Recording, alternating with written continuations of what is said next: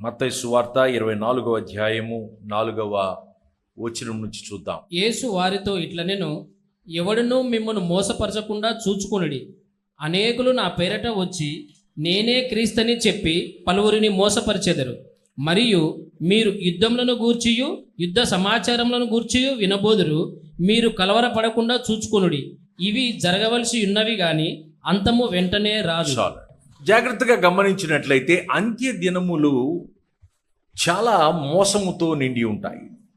అనేకులు ఆయన పేరట వచ్చి నేనే క్రీస్తునని చెప్పి పలువురిని మోసపరచెదరు. 24వ అధ్యాయం మత్తయి 24లో 3 సార్లు ప్రభువైన యేసుక్రీస్తు వారు జాగ్రత్తగా ఉండండి, జాగ్రత్తగా ఉండండి, జాగ్రత్తగా ఉండండి అన్నాడు. ఎందుకు ప్రభువు అన్ని మారులు జాగ్రత్తగా ఉండమన్నాడంటే అంత్య దినములంతా కూడా మోసము చేత నిండి ఉంటుంది. ఈ మోసపరచువాడు ఆల్మోస్ట్ ట్రూత్, దాదాపు సత్యానికి దగ్గర ఉన్నట్టే ఉంటుంది కానీ అది సత్యము కాదు. అపవాది అంటున్నాడు, మీ కళ్ళు తెరవబడతాయి, ఈ ఫలాన్ని తింటే మీరు దేవుని వలె మారతారన్నాడు. కళ్ళు తెరవబడ్డాయి, వాళ్ళు దిగంబరులమని గుర్తించారు, వాళ్ళు దేవుని వలె మారలా. యెషయా గ్రంథం 66వ అధ్యాయం. ఎద్దును వధించువాడు నరుని చంపువాని వంటి వాడే. చూడండి, ఎద్దును వధించువాడు నరుని చంపువాని వంటి వాడే. గొర్రె పిల్లను బలిగా అర్పించువాడు గొర్రె పిల్లను బలిగా అర్పించువాడు కుక్క మెడను విరుచువాని వంటి వాడే. నైవేద్యము చేయువాడు పంది రక్తము అర్పించువాని వంటి వాడే. ధూపము వేయువాడు బొమ్మను స్తుతించువాని వంటి వాడే. చూడండి, వీళ్ళన్నీ చేస్తున్నవి చూసేందుకు మాత్రము, వీళ్ళు అర్పిస్తున్నవన్నీ కూడా లేవీ కాండములో దేవుడు ఆజ్ఞాపించిన అర్పణలుగానే కనపడుతున్నాయి. సమస్తము దేవుని కొరకే, దేవుని నామములో దేవుడు పంపినట్లుగానే జరుగుతుంది. But it is not happening for the glory of the lord. చూడండి, యెషయా గ్రంథం 5వ అధ్యాయము 1 నుంచి 4 వరకు చూద్దాం. నా ప్రియుని గూర్చి పాడెదను వినుడి. అతని ద్రాక్ష తోటను బట్టి నాకిష్టుడైన వాని గూర్చి పాడెదను వినుడి. సత్వ భూమి గల కొండ మీద నా ప్రియునికి ఒక ద్రాక్ష తోటే ఉండెను. ఆయన దానిని బాగుగా త్రవ్వి రాళ్లను ఏరి అందులో శ్రేష్టమైన ద్రాక్ష తీగలను నాటించెను. దాని మధ్యను బురుజు ఒకటి వేయించి ద్రాక్ష తొట్టిని తొలపించెను. ద్రాక్ష పండ్లు ఫలింపవలనని ఎదురు చూచుచుండెను గాని అది కారు ద్రాక్షలు కాచెను. చూడండి, ఇక్కడ చేయవలసినవన్నీ కూడా, ఇది ఇశ్రాయేలు గురించి రాస్తున్న మాట.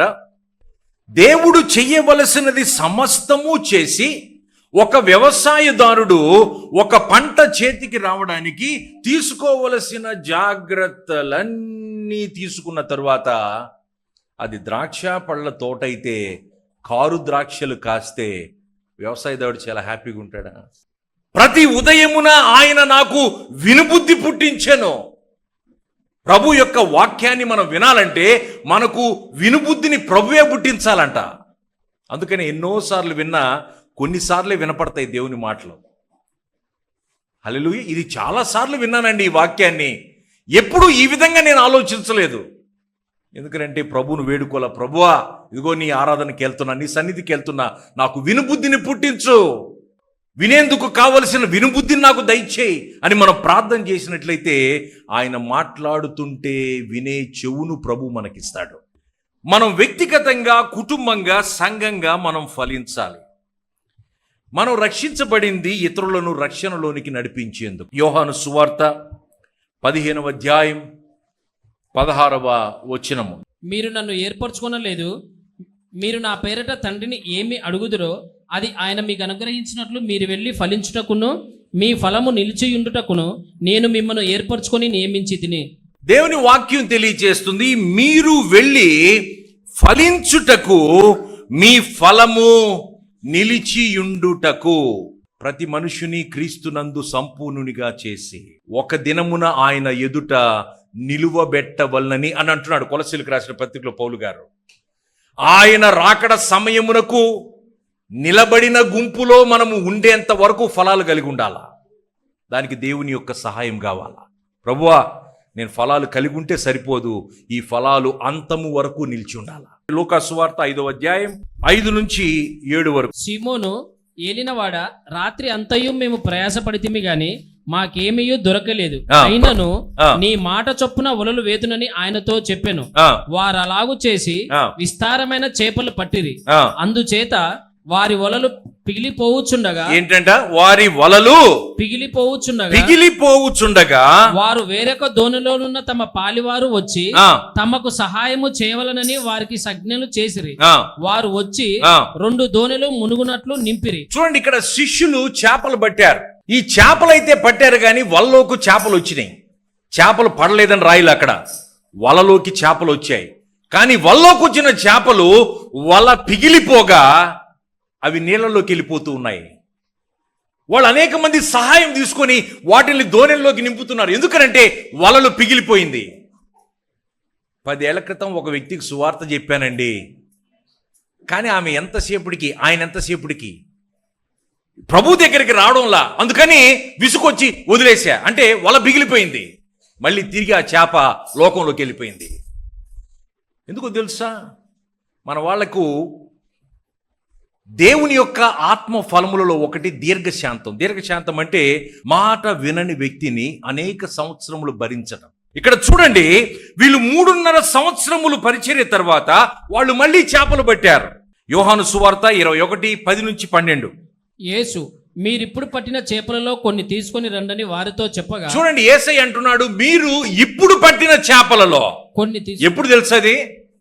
పునరుద్ధాన జీవితమును ఎరిగిన శిష్యులు పట్టిన చేపలు ఇవి. ఈ శిష్యులు దేవుడు ఆయన మరణించి 3వ దినమున తిరిగి లేచిన పునరుద్ధాన శక్తిని ఎరిగిన శిష్యులు పట్టిన చేపల్లో నుంచి దేవుడు అంటాడు, మీరు ఇప్పుడు పట్టిన చేపల్ని తీసుకురండి. ఎందుకో తెలుసా? ఇప్పుడు పట్టిన చేపలు వలలు పిగల్లా ప్రతి చేప లోనికొచ్చింది. మీరిప్పుడు పట్టిన చేపలలో కొన్ని తీసుకొని రండని వారితో చెప్పగా, సీమేను పేతురు దోణి ఎక్కి వలను దరికి లాగెను. అది 153 గొప్ప చేపలతో నిండి 153 బైబిల్లో సంఖ్య ఇచ్చారంటే దానికి అర్థం ఉందని అర్థం. 7 విశ్రాంతికి సాదృశ్యం, సంపూర్తికి సాదృశ్యం, 5 కృపకు సాదృశ్యం, 10 ధర్మశాస్త్రానికి సాదృశ్యం, 11 అసంపూర్ణమైన అపోస్తలత్వమునకు సాదృశ్యం, 12 గవర్నమెంట్ ప్రభుత్వానికి సాదృశ్యం. ప్రతి సంఖ్య కూడా ఒక సాదృశ్యాన్ని కలిగి ఉంది. ఇక్కడ 153 అంటే సియోను గురించి 153 సార్లు బైబిల్లో ప్రత్యక్షంగా రాయబడింది. అంటే ఎట్లాంటి చేపలు పట్టారంటే, ప్రభుతో ఉన్న తర్వాత సియోను దర్శనాన్ని పొందుకున్న చేపలు పట్టారు. 12వ వచనం, చేపలు అంతా విస్తారంగా పడినను వల పిగలలేదు.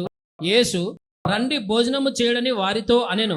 ఆయన ప్రభువని వారికి తెలిసినందున నీవెవడవని శిష్యులలో ఎవడును ఆయనను అడుగ తెగింపలేదు. చూడండి, ఇక్కడ వలలు పిగల్ల 153 గొప్ప చేపలు వాళ్ళు పట్టిన వలలు పిగల్ల. ఎందుకు పిగలలేదు తెలుసా? వాళ్ళు ఫలించిన శిష్యులు. ఇప్పుడు యేసు ప్రభువు అంజూరపు చెట్టు యొద్దకు చేరిన కాలము మనం చూస్తే, ఆ కాలము ఫలములు ఫలించుటకు సమయమున్నను ఆ చెట్టు ఒక్క పండైనను లేక ఆకులు మాత్రమే కలిగి ఉన్న పరిస్థితిని చూసి యేసు ఆ చెట్టును శపించాడు. మార్కు సువార్త 11వ అధ్యాయం 12-14 వరకు. మరునాడు వారు బేతనియ నుండి వెళ్ళుచుండగా ఆయన ఆకలిగొని ఆకులు గల ఒక అంజురపు చెట్టును దూరం నుండి చూచి దాని మీద ఏమైనాను దొరుకునేమో అని వచ్చెను.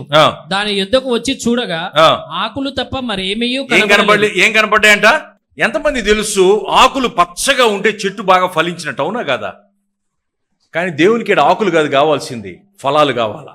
ఆకులు కలిగి ఉండడం ఫలించడం కాదు, ఫలించినట్లు నటించుట ప్రమాదకరం. ఎందుకంటే ఒక దినం మనమందరము కూడా లెక్క చెప్పాలి. ఫలించినట్లు నటించడం, ఇది ఇంతకు మించిన మోసం మానవుని జీవితంలో ఏది ఉండదు.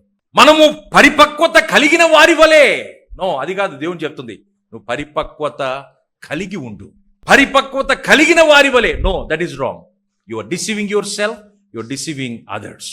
5 దినారాల వాడు లెక్క చెప్పాడు, 2 దినారాలు లెక్క చెప్పాడు, 1 దినారా కలిగిన వారందరూ లెక్క చెప్పారు. మనమందరం దేవుడు మనకిచ్చిన భౌతిక మరియు ఆత్మీయ ఆశీర్వాదాలను గూర్చి లెక్క అప్పగించవలసిన వారమై ఉన్నాం. దేవుడు మనకిచ్చిన భౌతిక ఆత్మీయ ఆశీర్వాదములకు 1 దినాన మనం లెక్క చెప్పాలి. లూకా సువార్త 12వ అధ్యాయం 47-48. తన యజమానుని చిత్తమెరిగి ఉండియు ఆ, సిద్ధపడక ఆ, అతని చిత్తము చొప్పున జరిగింపక ఉండు దాసునికి అనేకమైన దెబ్బలు తగులును. ఆ, అయితే ఆ, తెలియక దెబ్బలకు తగిన పనులు చేసిన వానికి ఆ, కొద్ది దెబ్బలే తగులును. ఆ, ఎవనికి ఎక్కువగా ఇయ్యబడునో ఆ, వాని యొద్ద ఎక్కువగా తీయజూతురు. ఆ, మనుషులు ఎవనికి ఎక్కువగా అప్పగింతురో ఆ. వాని యొద్ద ఎక్కువగా అడుగుదురు. అంటే వాక్యం ఎంత ఎక్కువ అర్థం చేసుకుంటే అంత ఎక్స్పెక్టేషన్ ఉంది ప్రభు దగ్గర. హల్లెలూయా. వాక్యం అర్థమైందని సంతోషించడం కాదు, ఎంత లోతుగా వెళ్తే అంత ఎక్స్పెక్టేషన్స్ ప్రభు మన పట్ల పెట్టుకొని ఉన్నాడు. ఎవరికి ఎక్కువ ఇస్తారో వారి దగ్గర నుంచి నువ్వు ఎక్కువ కోరుకుంటావు. వాక్యం తెలియక ముందు చేసింది తక్కువ దెబ్బలంట. ఓకే, అవి తెలియక చేశావు. పౌలు గారు కూడా అదే అంటాడు, తెలియక చేసి తిని గనుక కనికరం పొందుకున్నాడు. ఒకప్పుడు నీకు అవగాహన లేదు, తప్పు జరిగిపోయింది, no problem, you ask the lord to forgive, God will forgive. కానీ తెలిసిన తరువాత కూడా నీవు నీ శత్రువును క్షమించకపోతే నా తండ్రి నీ యొక్క పాపాలను కూడా క్షమించడు. సమయోచితమైన సహాయము కొరకు కనికరము పొందుకొనున్నట్లుగా కృప దగ్గరకు పరిగెత్తాలి. ప్రభువా నా కృపను దయచేయి, నేను ఒక పాత్రని, ఈ పాత్ర నీ కృప చేత నింపబడాలి. కృప ఏం చేస్తుందో తెలుసా? బ్రతుకును మారుస్తుంది. అందుకని పౌలు గారు అన్నారు, నేనేమై ఉన్నానో అది దేవుని కృప వల్లనే అయి ఉన్నాను. I am what I am because of grace of God. Grace ఏం చేస్తుందో తెలుసా? ఒక మనిషిని మార్చేస్తుంది. మనల్ని చూస్తే ఏం జరిగింది నీ జీవితంలో? గ్రేస్. ఒకప్పుడు ఇలా ఉండే వ్యక్తివి, ఏం జరిగింది? గ్రేస్. కృప ఏం చేస్తుంది? మనల్ని మారుస్తుంది. ఇది నిజమైన కృప. దేవుని వాక్యంలో 3 స్థాయిల ఫలింపు అన్న అంశాన్ని అనేక దగ్గరలో మనం చూస్తాం. మోషే ప్రత్యక్షపు గుడారం ఉందనుకోండి, ఎన్ని స్థాయిల్లో ఉంది అది? ఆవరణము, పరిశుద్ధ స్థలము, అతి పరిశుద్ధ స్థలం, outer court, holy place, holy of holies. క్రైస్తవ జీవితంలో కూడా యోహాను చూస్తున్నాడు. ఇక్కడ సంఘములో ఉన్న 3 గుంపుల గురించి యోహాను మాట్లాడుతున్నాడు. ఏ విధంగా అయితే ప్రత్యక్షపు గుడారములో 3 భాగాలు ఉన్నాయో, సంఘంలో కూడా 3 రకాల విశ్వాసులు ఉన్నారు. మొదటి యోహాను 2వ అధ్యాయం 12-13 వచనాలు. చిన్నపిల్లలారా, ఆయన నామమును బట్టి మీ పాపములు క్షమింపబడినవి గనుక మీకు వ్రాయిచున్నాను. తండ్రులారా, మీరు ఆది నుండి ఉన్నవానిని ఎరిగి ఉన్నారు గనక మీకు వ్రాయిచున్నాను. యవనస్తులారా, మీరు దుష్టుని జయించున్నారు గనక మీకు వ్రాయిచున్నాను. 3 గుంపులు: చిన్నపిల్లలు, యవనస్తులు, తండ్రులు. అందరూ అండి, చిన్నపిల్లలు, యవనస్తులు, తండ్రులు. ఇక్కడ యోహాను చెప్తున్న మాట ఏంటంటే, చిన్నపిల్లలారా, ఆయన నామమును బట్టి మీ పాపములు క్షమించబడ్డాయి. అంటే కొత్తగా రక్షించబడిన బిడ్డల వైపు చూస్తున్నాడు. నీ వయసు ఎంతైనా కావచ్చు. నువ్వు 60 ఏళ్లలో రక్షణ పొందుకున్నావా, 70 ఏళ్ళలో రక్షణ పొందుకున్నావా, 20 ఏళ్ళకు రక్షణ పొందుకున్నావా, రక్షించబడగా నీవు క్రొత్తగా దేవుని రాజ్యములో జన్మించిన పసిబిడ్డవి. సో ఏ విధంగా అయితే ఈ బిడ్డ సంరక్షణలో ఉండాలో, ఒక సంఘమునకు చెందిన వ్యక్తి వలె అన్ని విషయములలో బిడ్డలు ఎదగాలి. సో కొత్తగా రక్షించబడిన వాళ్లను చిన్న పిల్లలారా అంటున్నాడు ఇక్కడ యోహాను. వయసుకు నిమిత్తము లేదు. 2వ గుంపు యవనస్తులారా. యవనస్తుల గురించి రాసిన మాట ఎందుకు తెలుసా? మీరు దుష్టుని జయించి ఉన్నారు. ఇక్కడ ఆత్మానుసారమైన కొంత శక్తి కనపడుతుంది. There is a power, there is an anointing. యవనస్తులారా, మీరు దుష్టుని జయించి ఉన్నారు. నీలో కొంత బలం కనపడుతుంది. ఇది వరకు నిన్ను ఏ విధంగా అయితే బలహీనతలోనికి నడిపించేస్తున్నాయో, ఇప్పుడు అవి నిన్ను మళ్ళీ తీసుకోలేకపోతున్నాయి. కారణం ఏంటి? యవనస్తులారా, మీరు దుష్టుని జయించున్నారు. You have the strength. 3వ గుంపు తండ్రులారా, మీరు ఆది నుండి ఉన్న వానిని ఎరిగి ఉన్నారు గనుక మీకు రాయిచున్నాను. తండ్రులు అనంటే ఎవరంటే, ప్రభు ఎలా ఉన్నాడో అలా ఉండువారు. నువ్వు ప్రభువు యొక్క మాటకు విధేయత చూపుతున్న ప్రతిసారి నీ జీవితంలో ఆత్మీయ బలాన్ని పొందుకుంటావు. నీవు ఆయన చిత్తాన్ని చేసిన ప్రతిసారి నూతన కృపను దేవుడిస్తాడు. సంపూర్ణులుగా మన బ్రతుకులు మారుస్తాడు. అనేక మంది అడుగుతారు, ఎలా ఎదగాలండి? సింపుల్. దేవుడు వాక్యంతో మాట్లాడితే ఆ వాక్యాన్ని గట్టిగా పట్టుకోవడమే. ఈ పని చేయండి అంటే చేయడం, వద్దు అంటే పక్కన పెట్టడం. Every time you obey, God will give you new grace. అందుకని ఉంటుంది బైబిల్లో, నానా విధములైన శ్రమలకు నానా విధములైన కృప. నువ్వు విధేయత చూపిన ప్రతిసారి దేవుడు కృపను ఇస్తాడు. ఎందుకు ఇస్తాడో తెలుసా? To achieve another goal, to get to another test. పరీక్షించబడని వాళ్ళు ఎవరు పరలోక నివాసులు కాదు. ముత్యముతోటంట గుమ్మాలు ఉన్నాయంట పరలోకంలో. ఎందుకు ముత్యంతో ఉన్నాయి? పర్ల్ స్పీక్స్ ఆఫ్ సఫరింగ్, అంటే భూమి మీద ఎంతో శ్రమల ద్వారా పరలోకానికి చేరినవాడు ఆ ముత్యం అనే మార్గము గుండా లోపలికి వెళ్తున్నారు. మత్తయి సువార్త 13వ అధ్యాయం 19 నుంచి 23 వరకు. త్రోవ పక్కన విత్తబడిన వాడు. ఇక్కడ విత్తనము దేవుని యొక్క వాక్యం, హృదయము నేలతో పోల్చబడింది, ఒక నేల హృదయంతో పోల్చబడింది. ఇక్కడ విత్తనాలు విత్తుతుంటే ఒక విత్తనం పోయి త్రోవ పక్కన పడింది. త్రోవ పక్కన పడ్డం అంటే గ్రహింపు లేనివాడు. రెండవది రాతి నేలన విత్తబడిన వాడు, హృదయాన్ని కఠినం చేసుకున్నవాడు. రాతి నేలను విత్తబడ్డం అంటే హృదయము కఠినం చేయబడ్డం. ఎంత గొప్ప సియోను దర్శనమైన హృదయము రాతి నేల అయితే అది ఫలించదు. రాతి నేల అంటే ఏదో జరిగింది, నువ్వు నొచ్చుకున్నావు. కొన్నిసార్లు నొచ్చుకోవడం అనేది తరతరాల్లో వస్తుంది. బెయిలీ గారు దానికి ఒక డయాగ్రామ్ వేసి చూపాడు. అవ్వ హృదయంలో ఒక చిన్న మొక్క నొచ్చుకోవడం అనేది ఒక చిన్న మొక్క స్థాయిలో ఉంటే, తల్లి దగ్గరకు వచ్చేసరికి అది ఒక ప్లాంట్ అయింది. మనవరాల దగ్గరకు వచ్చేసరికి అది ఒక పెద్ద ట్రంక్ అయిపోయింది, ముద్దయిపోయింది. ఇక్కడ కొన్ని తరాలు నొచ్చుకునే పరిస్థితి ఉంటుంది. నొచ్చుకున్న ప్రతిసారి హృదయాన్ని ఏం చేస్తాం? ముడుచుకుపోద్ది, కఠినంగా మారిపోద్ది. అక్కడ వాక్యానికి చోటు ఉండదు. అందుకని ప్రార్థన చేయాలి, ప్రభువా మెత్తని హృదయం, మాంసం హృదయం నాకు దయచేయి. సిమెంట్ కంటే బలంగా తయారైపోతాయి కొన్ని సందర్భాలు, కొన్ని అనుభవాలు. కాంక్రీట్ లాగా అయిపోద్ది హృదయం. రోడ్లు వేయడానికి కాంక్రీట్ వేసుకుని తిరుగుతూ ఉంటుంది బండి. అది కింద పడి గాలితో కలిసిందంటే ఒక క్షణంలో ఆరిపోయి కాంక్రీట్ ముద్దగా మారిపోద్ది. దాన్ని పగలకొట్టడం కూడా కష్టం. కొంతమంది హృదయాలు వాళ్ళ జీవితంలో జరిగిన ఏదో ఒక చేదైన అనుభవాన్ని బట్టి ఒక కాంక్రీట్ వలె మారిపోతుంది. అక్కడ వాక్యానికి చోటు ఉండదు. మాట్లాడుతూ ఉంటే నవ్వుతుంటాం, చూస్తుంటాం, విన్నట్టే ఉంటాం, ఏ కార్యం జరగదు. కారణం ఏంటో తెలుసా? హృదయములో ఈ విత్తనానికి చోటు లేదు. మూడవది ముండ్ల పొదల్లో పడిన విత్తనము. ఎందుకు ఈ విత్తనాలు చెప్తున్నానంటే, ఇవి హృదయ స్థితిని బట్టి ఇక్కడ ఎదగలేకపోతున్నాయి. ఈ హృదయాలు ఆత్మలో ఫలించలేకపోతున్నాయి. తండ్రుల వలె తల్లుల వలె మారలేకపోతున్నాయి. కారణం ఏంటి? త్రోవ పక్కన పడ్డాయి విత్తనాలు, రాతి నేలను పడ్డాయి. మూడవది ముండ్ల పొదల్లో పడ్డాయి. అంటే ఇహలోక సంబంధములతో ఫలించని వాడు. ఇహలోక సంబంధం, ఈ దేవుని వాక్యం ఉంది. ఆదివారం సోమవారం నుంచి వేరే ప్రోగ్రాం కూడా ఉంది. ప్రభు మాట్లాడుతుంటే హృదయాన్ని మనం కఠినం చేసుకోకూడదు. 23వ వచనం చూద్దాం. మత్తయి 13:23. మంచి నేలను విత్తబడిన వాడు వాక్యము విని గ్రహించువాడు. వాక్యము విని గ్రహించువాడు. అట్టివారు సఫలులై ఒకడు 100 ఇక్కడ మళ్ళీ 3 స్థాయిలు. ఒకడు 100 ఒకడు 60 ఒకడు 60 ఒకడు 30 ఫలించున. మంచి నేలలో పడ్డ తర్వాత కూడా ఒకడు 30% ఫలిస్తున్నాడు. వాళ్ళు ఇంకా 70% స్థలం ఉంది, అది ఫలించడంలే. ఒకడు 60 ఫలించగలుగుతున్నాడు, ఇంకా 40% ఫలించడంలా. ఒకడు ప్రభు కోసం 100కి 100 పాళ్ళు ఫలిస్తున్నాడు. ప్రభువా నన్ను 100 నేను ఫలించాలా, 100 నేను ఫలించాలా. ప్రత్యక్షపు గుడారములో అతి పరిశుద్ధ స్థలములో మందస్సం ఉంది. దాని కొలత ఏంటో తెలుసా? 10 మూరల పొడవు, 10 మూరల వెడల్పు. అంటే 10 × 10 100. ఇస్సాకు విత్తిన సంవత్సరంలోనే 100 పంటను కోసాడు. 100 స్పీక్స్ ఆఫ్ కంప్లీట్నెస్. 100 ఫలించాలి. యెషయా గ్రంథం 5:4. నేను నా ద్రాక్ష తోటకు చేసిన దానికంటే మరేమీ దానికి చేయగలను.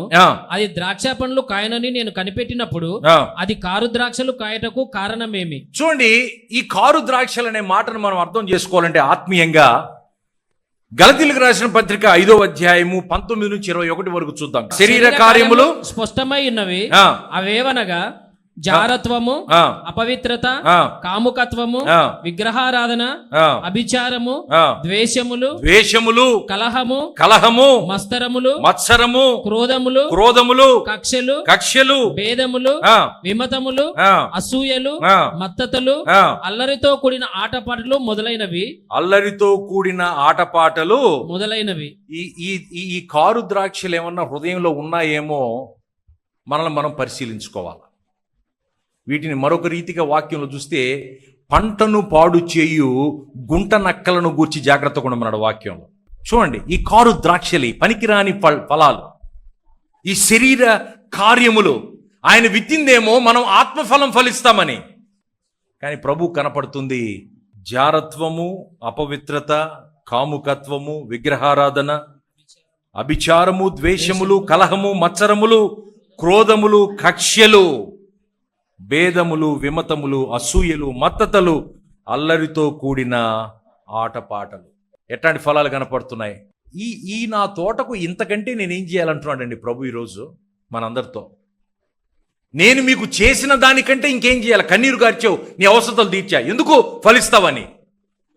అద్భుతాల కోసం నువ్వు ప్రార్థన చేసినప్పుడు నీ ప్రార్థన విన్నా, ఎందుకు? ఫలిస్తావని. యేసు వలె మన జీవితాలు మారతాయని. ఇంతకంటే ఇంకేం చేయాలి? క్రీస్తును కలిగిన విశ్వాసిగా మనం ఆత్మఫలాన్ని ఫలించాలి. గలతీ 5వ అధ్యాయం 22వ వచనం. అయితే ఆత్మఫలం ఏమనగా ఆ, ప్రేమ, సంతోషము, సమాధానము, దీర్ఘశాంతము, దయాళుత్వము, మంచితనము, విశ్వాసము, సాత్వికము, ఆశా నిగ్రహము. ఈ ఫలములు మనం ఫలించాలి. దానికి దేవుని యొక్క కృప కావాలి. ఒక యవనస్తుడు ఆత్మ ఫలములనే అంశం గురించి ప్రసంగం విన్న తర్వాత తన తల్లిదండ్రి దగ్గరికి వెళ్ళి నాలో మిస్ అయిన ఫలాలు ఏంటి అని అడిగాడంట. చాలా వండర్ఫుల్ క్వశ్చన్. నీకు కనపడని ఫలాలు ఏంటి నాలో అని అడిగాడంట. ఎన్నిసార్లు అడుగుంటాం వెళ్ళి భర్తనో భార్యనో లేకపోతే బిడ్డలనో, ఆ బిడ్డలు వచ్చి తల్లిదండ్రులనో, what is that fruit that you can't see in my life? మత్తయి సువార్త 7వ అధ్యాయం 19-20 వచనాలు. Matthew 7:19 and 20. మంచి ఫలములు ఫలింపని ప్రతి చెట్టు నరకబడి అగ్నిలో వేయబడును. కాబట్టి మీరు వారి ఫలముల వలన వారిని తెలుసుకుందురు. ఎలా తెలుసుకుంటామండి? కాబట్టి మీరు వారి ఫలముల వలన వారిని తెలుసుకొందురు. ఫలము నిజమైన ఫలమా, అనుకరించే ఫలమా? Is it the true fruit of the spirit or a counterfeit fruit? You know what is a counterfeit fruit? It appears as if it is a fruit, but that fruit is deceiving us and deceiving others. We don't want false fruit of the Spirit. We don't want counterfeit. అనుకరించే ఆత్మ ఫలములు మనకొద్దు. మనకు నిజమైన ఆత్మ ఫలాలు మనం ఫలించాలి. ఆ ఫలము నిలిచి ఉండాలి. అనేక మందికి ఆశీర్వాదకరంగా మనం మారాలి. ఆమేన్.